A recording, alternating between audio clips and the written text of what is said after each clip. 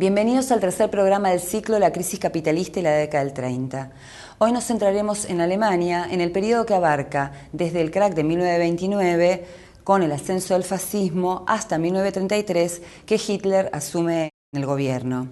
Alemania, que era un imperialismo que tenía un potencial económico comparable al de Estados Unidos, basado en un alto desarrollo industrial, es derrotado en la Primera Guerra Mundial y por lo tanto es privado de colonias y sometido a duras reparaciones de guerra.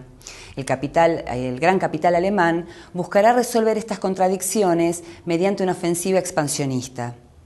León Trotsky será el primero en advertir que el imperialismo alemán apelará al fascismo como el único medio del que disponía para disciplinar al poderoso proletariado alemán y encaminarlo detrás de sus objetivos imperialistas. Para Trotsky, el fascismo implicaba la eliminación de todo vestigio de democracia obrera y la atomización completa del proletariado. De allí la importancia que tiene la comprensión de este fenómeno y en ese momento de derrotarlo. Comenzamos este programa con este informe sobre el ascenso de Hitler. A principios del siglo XX, el imperialismo alemán poseía, después de Estados Unidos, un potencial industrial mayor que el de Francia y Gran Bretaña.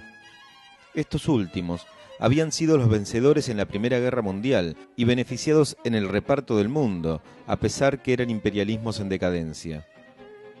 Esta contradicción entre la inferioridad económica de Gran Bretaña y Francia y su predominio internacional, en detrimento de Estados Unidos y Alemania, fue aumentando luego de la guerra. El triunfo de la Revolución Rusa y su propagación hacia Alemania y Europa instaló un manto de temor entre los vencedores que hicieron impensable el desarme militar de Alemania. Sin embargo, la Revolución Alemana de 1918 es derrotada gracias al rol de la socialdemocracia. Alemania sin colonias y sometida a duras reparaciones de guerra mediante el Tratado de Versalles empezó a engendrar el nacionalsocialismo. El partido nazi nace en 1920. Su programa abogaba por un Estado nacional fuerte, el rechazo de Versalles, con un discurso expansionista y antisemita. Pero no fue hasta después del crack económico de 1929, con el desbarranque de la economía alemana, que el nazismo adquirió peso de masas. La crisis económica provocó la ruina de la clase media y millones de desocupados con un índice que ascendería a más del 40%. Las elecciones parlamentarias alemanas de septiembre de 1930 expresaron los profundos cambios en el ánimo de las masas y el abrupto crecimiento electoral del fascismo, basado en el apoyo fundamentalmente de las clases medias, que salió segundo detrás de la socialdemocracia.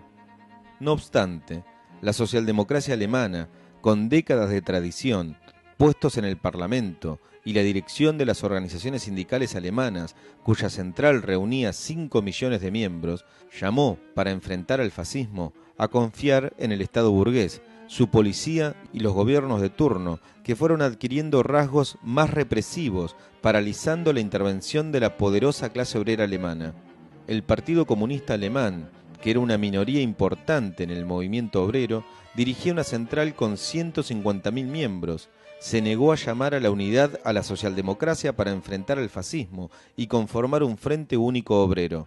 Guiado por la orientación ultraizquierdista, conocida como el Tercer Período, el estalinismo argumentaba que la socialdemocracia representaba los intereses de la burguesía, al igual que el fascismo, y por tanto era socialfascista. En las elecciones parlamentarias de marzo de 1933, Hitler ya había sido designado canciller. El partido nazi ganó abrumadoramente. El triunfo de Hitler fue conseguido prácticamente sin encontrar resistencia por parte del proletariado alemán. El imperialismo alemán iniciará la reconstrucción económica para una política agresiva de expansión. En 1932, León Trotsky decía: «El fascismo no es solamente un sistema de represión, violencia y terror policíaco. El fascismo es un sistema particular de Estado, basado en la extirpación de todos los elementos de la democracia proletaria en la sociedad burguesa. La tarea del fascismo no es solamente destruir a la vanguardia comunista, sino también mantener a toda la clase en una situación de atomización forzada». El análisis que realizó Trotsky sobre la génesis y el rol del fascismo es considerado uno de sus mayores aportes.